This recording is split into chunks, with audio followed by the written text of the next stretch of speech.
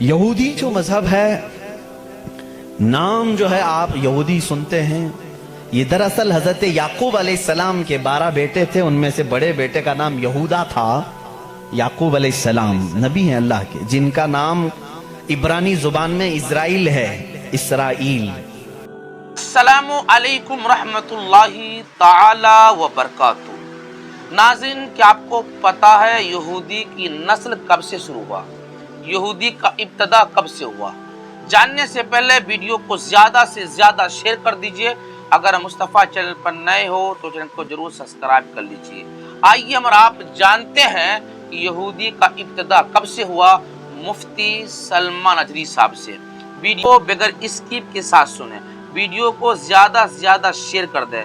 آئیے ہم اور آپ جانتے ہیں ابتدا کب سے ہوئی یہودی کا، سنتے ہیں۔ یہودی جو مذہب ہے، نام جو ہے آپ یہودی سنتے ہیں، یہ دراصل حضرت یعقوب علیہ السلام کے 12 بیٹے تھے، ان میں سے بڑے بیٹے کا نام یہودا تھا۔ یعقوب علیہ السلام نبی ہیں اللہ کے، جن کا نام عبرانی زبان میں اسرائیل ہے، اسرائیل۔ ان کے بیٹوں کو بنی اسرائیل کہتے ہیں۔ وہ 12 بیٹے تھے یعقوب علیہ السلام کے، انہی میں سے ایک بڑے بیٹے یہودا تھے، یا بیچ میں کوئی ایک بیٹے کا نام یہودا تھا۔ اسی نام سے جو بھی بنی اسرائیل ہوتا اسے یہودی کہا جانے لگا۔ یہودی ایک قوم کا نام ہو گیا، وہ اب اس کو انگلش میں جیوز کہتے ہیں۔ آج جیوز یہ دنیا کی شریر قوم ہے، بڑی شریر قوم ہے۔ پہلے یہ لوگوں نے نبیوں کا قتل کیا ہے۔ ان کے بارے میں کیونکہ میں وہی باتیں کر رہا ہوں جو قرآن کہہ رہا ہے۔ اگر آپ کہیں گے بہت کٹر پنتھی ہو جائے گی تو پھر قرآن کو بھی بند کرنا پڑے گا۔ قرآن کہتا ہے یقتلون النبیین بغیر حق، یہ ناحق نبیوں کا قتل کرتے تھے۔ جب قرآن ان کی باتیں بیان کر رہا ہے تو میں کیوں نہ بیان کروں؟ یہ شریر قوم تھے، حق بات کو کبھی تسلیم نہیں کرتے تھے۔ بہرحال زکریا علیہ السلام کے قاتل یہ ہیں، یحییٰ علیہ السلام کے قاتل یہ ہیں، اور عیسیٰ علیہ السلام کو سولی پر چڑھانے کے سارے بندوبست انہی نے کیا۔ یہ بات مجھ سے نہیں، عیسائیوں سے جا کے پوچھ لو، ان سے پوچھنا جیزس کو کون سولی پر چڑھایا تھا، جبکہ ہمارا عقیدہ ہے کہ عیسیٰ علیہ السلام کو سولی نہیں دی گئی۔ ہمارا عقیدہ ہے، قرآن سے ثابت ہے، اس پر میں بعد میں گفتگو کرتا ہوں۔ لیکن یہ یہودی قوم بڑی پرانی ہے، یعقوب علیہ السلام سے چل رہی ہے، ٹھیک ہے، کافی پرانی۔ یہ مانتے کس کتاب کو؟ کسی بھی دین کو، کسی بھی مذہب سے ہم کو اگر بات کرنا ہے تو اس کی جو مقدس کتاب ہے اسی سے بات کرنا۔ میں بھی انہی سے بات کروں گا، ہوائی فائرنگ نہیں۔ جو مقدس کتاب تمہارے نزدیک ہے اسی کی باتیں اگر میں رکھتا ہوں۔ یہاں محفل میں اتنا وقت نہیں ہوتا، تھوڑی تھوڑی جھلکیاں میں دے کر کے جاؤں گا تاکہ جو ریسرچ اسکالر ہیں وہ اس کو آگے بڑھائیں اور پھر اپنی تحقیق سے لوگوں کے سامنے یہ باتوں کو لائیں۔ یہودی قوم جس کتاب کو مقدس مانتی ہے وہ تورات ہے، جو موسیٰ علیہ السلام پر نازل ہوئی، اور زبور ہے جو حضرت داؤد علیہ السلام پر نازل ہوئی۔ ان کتابوں کے مجموعے کو آج انگلش میں اولڈ ٹیسٹمنٹ کہا جاتا ہے۔ یہ کتابیں مارکیٹ میں دستیاب ہیں، ان کو کیا کہتے ہیں؟ Old testament. تقریباً اس کتاب میں جو الگ الگ چھوٹی چھوٹی کتابوں کو ملایا گیا ہے 73 کتابوں کا مجموعہ ہے اولڈ ٹیسٹمنٹ۔ جیسے قرآن میں 30 پارے ہیں نا، پہلا پارہ، دوسرا پارہ، تیسرا پارہ، اس طرح سے اس میں پارے سمجھ لیں یا الگ الگ ٹاپکس۔ یہ کتنے ہیں؟ 73 ہیں۔ اس میں بھی ان کا بڑا اختلاف ہے، میں سارے اختلافات نہیں بتا سکتا آج، لیکن قرآن میں سب کا اتفاق ہے، چاہے وہ شیعہ ہو، دیوبندی ہو، وہابی ہو، اہل حدیث ہو، کوئی بھی ہو۔ جو عقیدہ ہم رکھتے ہیں اہل سنت و جماعت کہ قرآن کے 30 پارے ہیں، سب کا اس بات پر اتفاق ہے۔ لیکن اولڈ ٹیسٹمنٹ پر سب کا اتفاق نہیں، ان میں سے کچھ مذہب 73 مانتے ہیں، کچھ 66 مانتے ہیں، 66 مانتے ہیں، کچھ لوگ 27 مانتے ہیں۔ بہرحال اولڈ ٹیسٹمنٹ میں ایک باب ہے جس کو استثناء کہتے ہیں، ایک پارے کا نام ہے، ایک کتاب کا، ایک جز کا، جس کو ڈیوٹرونومی انگلش میں کہتے ہیں۔ اس میں ایک آیت آئی ہے۔ آیت ظاہر سی بات ہے اللہ کی ہے، آیت اللہ کی ہے، اور موسیٰ علیہ السلام پر نازل ہو رہی ہے. اللہ تعالیٰ فرما رہا ہے اے موسیٰ میں تمہارے بعد تمہارے بھائیوں میں، بھائیوں سے مراد نبیوں میں، ایک ایسا نبی بھیجوں گا جو تمہاری ہی طرح سے ہوگا، تمہاری ہی طرح سے ہوگا، لیکن میں اس کے منہ میں اپنی زبان رکھ دوں گا. اور دوسری آیت آتی ہے کہ وہ فاران کی چوٹیوں سے چمکے گا. یہ فاران کیا ہے؟ یہ فاران کی چوٹیاں کہتے ہیں مکہ مکرمہ میں جو اب پہاڑ ہے، جبل کعبہ جو خانہ کعبہ کے قریب، انہوں نے اس کو سب ختم کر دیا. آج وہاں پر بادشاہوں کے محلات بنے ہوئے ہیں. وہاں فاران کی چوٹیاں کہا جاتا تھا کہ وہ مکہ کا ایک پہاڑ ہے. اور مقدس کتاب اولڈ ٹیسٹمنٹ میں کہا جا رہا ہے کہ وہ چمکے گا کہاں سے؟ فاران کی چوٹیوں سے. اب میں اس کی طرف آتا ہوں. بیچارے عیسائی کہنے لگے کہ یہ جو بشارت آئی ہے موسیٰ علیہ السلام کو، اس سے مراد ہمارے نبی عیسیٰ علیہ السلام ہیں. یہ منہ میاں مٹھو بنتے ہیں. اس طور پر اللہ نے کیا فرمایا؟ اے موسیٰ میں تمہاری ہی طرح ایک رسول بھیجوں گا. تمہاری ہی طرح سے مراد کیا ہے؟ عیسیٰ علیہ السلام موسیٰ علیہ السلام کی طرح بالکل نہیں تھے، کیونکہ موسیٰ علیہ السلام کی ماں بھی تھے، باپ بھی تھے. عیسیٰ علیہ السلام کی صرف ماں ہے اور باپ نہیں ہے. اگر ماں اور باپ والا کوئی رسول ہے تو وہ محمد عربی صلی اللہ علیہ وسلم. میرے آقا کی ماں بھی ہیں، باپ بھی ہیں. موسیٰ علیہ السلام کی طرح عیسیٰ علیہ السلام نہیں ہو سکتے. یہ میں کرسچن سے کہہ رہا ہوں، عیسائیوں سے کہہ رہا ہوں، جو یہ کہتے ہیں کہ موسیٰ کی بشارت میں ہمارے نبی کا ذکر آیا ہے. میں کہہ رہا ہوں نہیں، اس لیے کہ موسیٰ علیہ السلام کی شادی بھی ہوئی تھی، بچے بھی ہوئے تھے. عیسیٰ علیہ السلام کی شادی بھی نہیں ہوئی، بچے بھی نہیں ہوئے. وہ 33 سال کی عمر میں آسمانوں پر اٹھا لیے گئے. لیکن اگر موسیٰ علیہ السلام کی طرح شادی اور بچے والا کوئی رسول ہے وہ محمد عربی صلی اللہ علیہ وسلم. شادی بھی کیا ہے آپ نے، بچے بھی فرمائے. اور دوسری آیت جو موسیٰ علیہ السلام سے یہ کہی گئی کہ وہ فاران کی چوٹیوں سے چمکے گا، میرے عزیزو اس کا مصداق کوئی دوسرا نبی ہو ہی نہیں سکتا. میں آپ کو تاریخ بتاؤں فاران کہاں ہے؟ مکہ میں ہے. آدم علیہ السلام سے لے کر حضور اکرم صلی اللہ تعالی علیہ وسلم تک 1,24,000 کم و بیش نبی آئے، لیکن ان میں سے ایک بھی نبی مکہ میں نہیں پیدا ہوئے سوائے محمد رسول اللہ. کوئی نبی مکہ میں نہیں پیدا ہوئے، صرف محمد عربی صلی اللہ علیہ وسلم. میرے آقا صلی اللہ علیہ وسلم 40 سال تک مکہ مکرمہ میں خاموش رہے، اپنے اخلاق و کردار کو اظہار کرتے ہوئے. لیکن 40 سال کی عمر کے بعد جب اللہ کی وحی آئی، قرآن کی آیتیں آئی، تو سب سے پہلے میرے آقا صلی اللہ علیہ وسلم نے پورے مکہ والوں کو ایک دعوت دے کر جمع کیا تھا. کہاں جمع کیا؟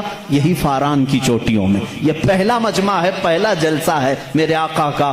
اسی جلسے میں میرے آقا نے سب سے پہلی مرتبہ یہ اعلان کیا، اے مکہ والو میں محمد اللہ کا آخری رسول ہوں.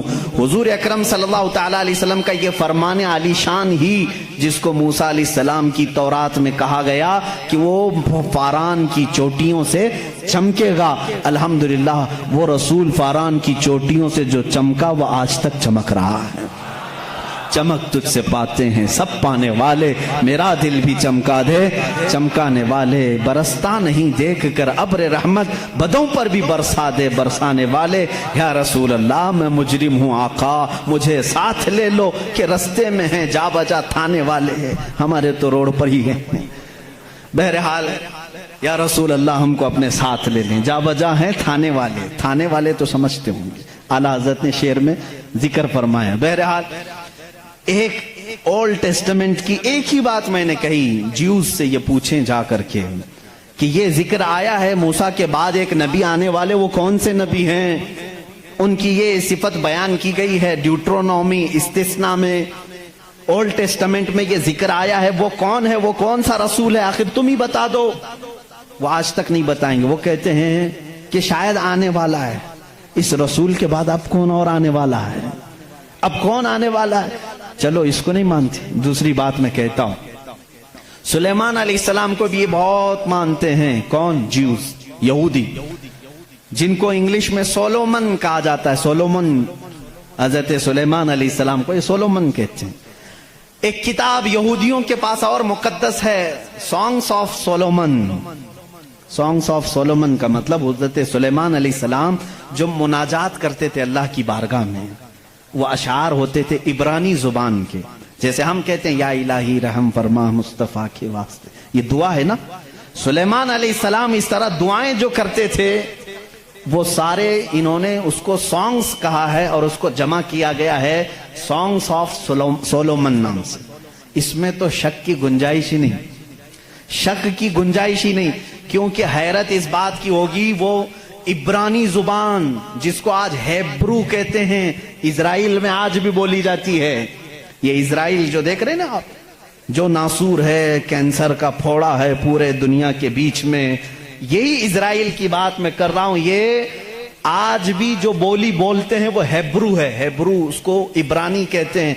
इस जुबान में आज भी सॉन्ग्स ऑफ सोलोमन हजरत सुलेमान अलैहिस्सलाम के मुनाजात में ये लिखा गया है, सबसे प्यारा, सबसे मुबारक, सबसे शान वाला, जिसकी अल्लाह के यहाँ पहुंच है, जिसकी अल्लाह के यहाँ मर्तबत है, उसका नाम मोहम्मद है।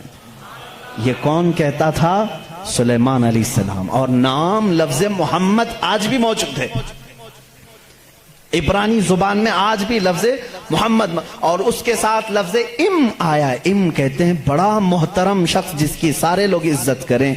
सुलेमान अलैहिस्सलाम कहते हैं वो इम है, इम है।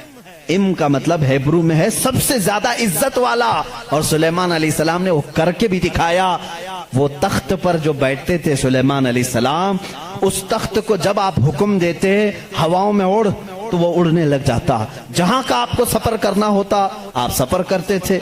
और वो तख्त ऐसा नहीं कि एक उड़न तश्तरी है छोटी सी, बल्कि इतना बड़ा तख्त था कि आपके दाएं जानिब 500 नबी उस जमाने के बैठते थे, बाएं जानिब 500 औलियाए उम्मत बैठते थे।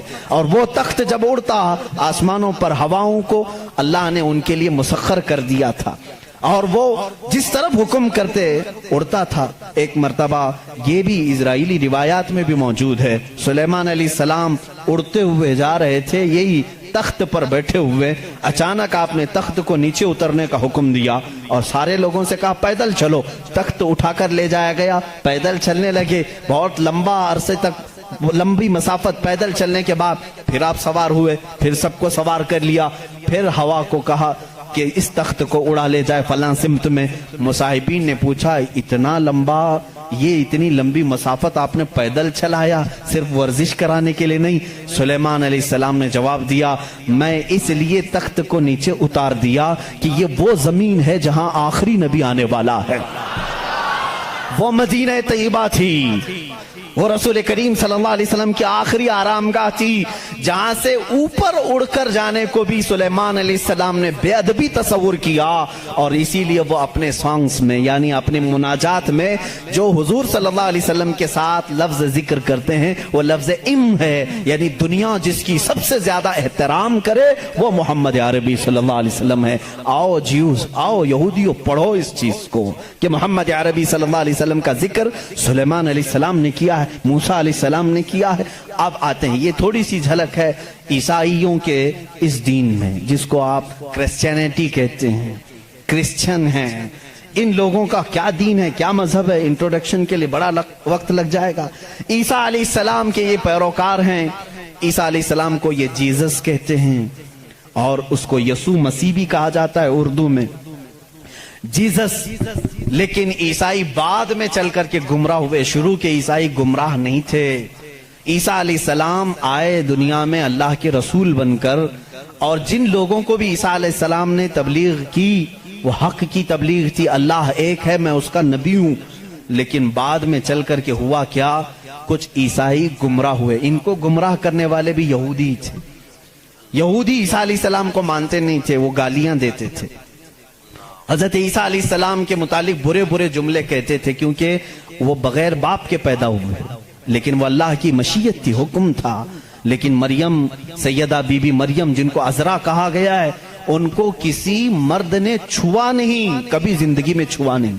लेकिन फिर भी वो हमला हुई, किसी मर्द से नहीं, किसी ने उनको टच नहीं किया।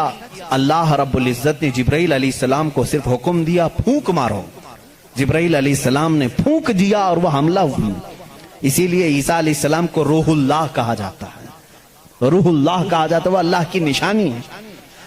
لیکن بعد کے عیسائی گمراہ ہوئے، یہ کیا کہنے لگے، نہیں ان میں آ کر کے بھی انہوں نے ہی شرپسندی پھیلائی ہے یہودیوں نے، کہ نہیں عیسیٰ جو ہے وہ در حقیقت خدا کا بیٹا ہے، مریم خدا کی بیوی ہیں اور عیسیٰ بیٹے ہیں۔ اس لیے کچھ لوگ ٹرائنیٹی کے قائل ہو گئے، تثلیث جس کو کہتے ہیں، تین خداؤں کو ماننا، یہ عیسائیوں کے دین میں آ گیا، یہ تین خدا ماننے لگ گئے، ایک اللہ کو بھی مانتے ہیں، دوسرے روح مقدس کو بعض لوگ، اور بعض لوگ بی بی مریم کو خدا کہتے ہیں، تیسرے حضرت عیسیٰ علیہ السلام جیزس گاڈ کہتے ہیں، مریم کو میری کہتے ہیں، میری بھی گاڈ ہے، اور اللہ رب العزت کو یہ فادر کہتے ہیں، گاڈ فادر کہتے ہیں۔ بہت سارے مسلمان یہ جملہ یوز کرتے ہیں، وہ ہمارے گاڈ فادر ہیں، فلاں گاڈ فادر ہے، ہرگز نہ استعمال کریں۔ اللہ کو باپ کہنا اسلام میں جائز ہی نہیں، لم یلد ولم یولد، نہ اس سے کوئی پیدا ہوا نہ وہ کسی سے پیدا ہوا، ہمارا عقیدہ یہ۔ لیکن عیسائی بعد میں گمراہ ہوئے اور وہ تین خداؤں کا عقیدہ رکھنے لگ گئے۔ اب میں آ کر کے چلتا ہوں آگے، عیسائیوں کو اگر میں بتاؤں کہ تمہارے دین میں اصل بات کیا ہے جو عیسیٰ علیہ السلام کہہ گئے جو آج تم نہیں کر رہے ہو، وہ صرف یہی بات ہے۔ عیسیٰ علیہ السلام اپنے حواریین سے کہتے ہیں، میں تمہیں ایک ضروری بات سناتا ہوں جس کو سننا ضروری ہے، اس کا حوالہ بھی میں دے دوں، یہ کہاں ہے، یہ بات کہاں ہے، کیونکہ میری باتوں کا ہو سکتا ہے ری ویریفیکیشن ہو، کراس ویریفیکیشن ہو، اور معلومات کرنے کے لیے میں آپ کو حوالہ دیتا ہوں، ریفرنس دیتا ہوں۔ عیسائیوں کی جو مقدس کتاب ہے اس کو نیو ٹیسٹمنٹ کہتے ہیں، بائبل بھی کہتے ہیں۔ اولڈ ٹیسٹمنٹ جو تورات ہے، نیو ٹیسٹمنٹ جو بائبل ہے، آپ سب کو یہ نالج ہونی چاہیے، معلومات ہو۔ عیسائیوں کی یہ مقدس کتاب بائبل یہ ایک نہیں ہے، یہ چار ہے، چار حصے ہیں اس کے، کیونکہ عیسیٰ علیہ السلام کے چار شاگردوں نے لکھا ہے۔ بائبل کے چار نسخے آج بھی مارکیٹ میں ہیں، بائبل متی کی جس کو میتھیو کہتے ہیں انگلش میں، بائبل لوکا کی جس کو لوکیو کہتے ہیں، بائبل مرقس کی جو عربی میں میں کہہ رہا ہوں اس کو مارکیوس کہتے ہیں، اور یوحنا کی جس کو جان کہتے ہیں، جیسے جان جوزف کہتے ہیں، جان ابراہیم کو ابراہم کہتے ہیں، یہ تمام وہی الفاظ ہیں جن کو انگلش میں تبدیل کر دیا گیا ہے۔ بات بہت سوکھی تو نہیں ہو رہی ہوں، آپ کے لیے یہ نالج کی ضرورت ہے، میں علم کے لیے یہ بات ضرور آج کرنا چاہتا ہوں۔ محمد ہمارے بڑی شان والے ہیں، میرے آقا صلی اللہ تعالیٰ علیہ وسلم کا تذکرہ آخر اللہ تعالیٰ پرانی کتابوں میں کیسے نہیں کرے گا، وہی اول ہیں وہی آخر ہیں، تو اول ہمیشہ سے اس کا وجود دنیا میں رہے گا ہی رہے گا۔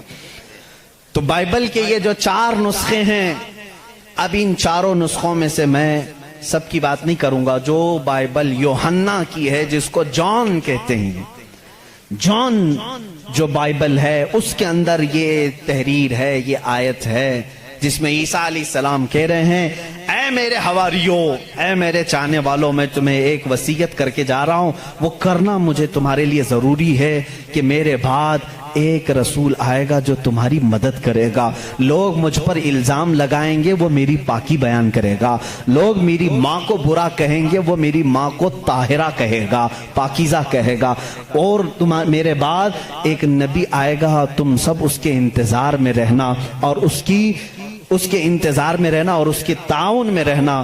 لوگوں نے پوچھا ہم اس کو کیسے پہچانیں، اس کو کیسے پہچانیں، وہ کہاں سے آئے گا، کیسے آئے گا؟ عیسیٰ علیہ السلام نے وہ بھی ہلکا کر دیا اور کہا اس کی ایک علامت یہ ہے، جب تک میں دنیا سے جاؤں گا نہیں وہ آئے گا نہیں، جب تک میں دنیا سے جاؤں گا نہیں وہ آئے گا نہیں۔ پوچھا کیوں؟ کہا اس لیے کہ اس کے زمانے میں دوسرا کوئی نبی ہوگا ہی نہیں، کیونکہ وہ خاتم النبیین۔ اللہ اللہ، ان عیسائیوں سے قادیانیوں کو سیکھنا چاہیے، ان کا عقیدہ تو یہ تھا۔ عیسیٰ علیہ السلام یہ اپنے حواریین سے کہہ رہے ہیں، جان بائبل کی کتاب، اس میں یہ تحریر موجود ہے، یہ عبارت موجود ہے، اور اس میں لوگوں نے پوچھا ہم اس کو کیسے پہچانیں، کیا ہیں اس کی نشانیاں کیا ہیں؟ तो एक यूनानी वर्ड है, आज भी बाइबल में है, पेरिक्लेटोस नाम से, इंग्लिश में इसको पेरिक्लेटोस कहते हैं। ये लफ्ज आज भी किताबों में मौजूद है, आज भी है, और इन जालिमों ने उसका तर्जुमा अलग अलग किया। ईसा अलैहिस्सलाम ने कहा था कि वो पेरिक्लेटोस होगा, तुम उसको पहचानोगे, तो इसका तर्जुमा ये लोग करते हैं वो ऐसा होगा वैसा होगा, बल्कि हकीकत में ये यूनानी वर्ड का तर्जुमा होता है निहायत ही रहम दिल, बल्कि हर इंसान के लिए वो रहमत होगा, हर इंसान के लिए रहमत होगा। नाजरीन, आपने सुना मुफ्ती सलमान अली साहब का लाजवाब बयान। आपको मालूम हो गया होगा कि यहूदी की नस्ल कब से चली, यहूदी की इब्तदा कब से हुई। आप कमेंट बॉक्स में ज़रूर लिख कर भेजें। वीडियो को ज़्यादा से ज़्यादा शेयर कर दीजिए। अगर आप मुस्तफ़ा चैनल पर नए हो तो चैनल को ज़रूर सब्सक्राइब कर लीजिए। अस्सलामु अलैकुम रहमतुल्लाहि ताला व बरकातहू।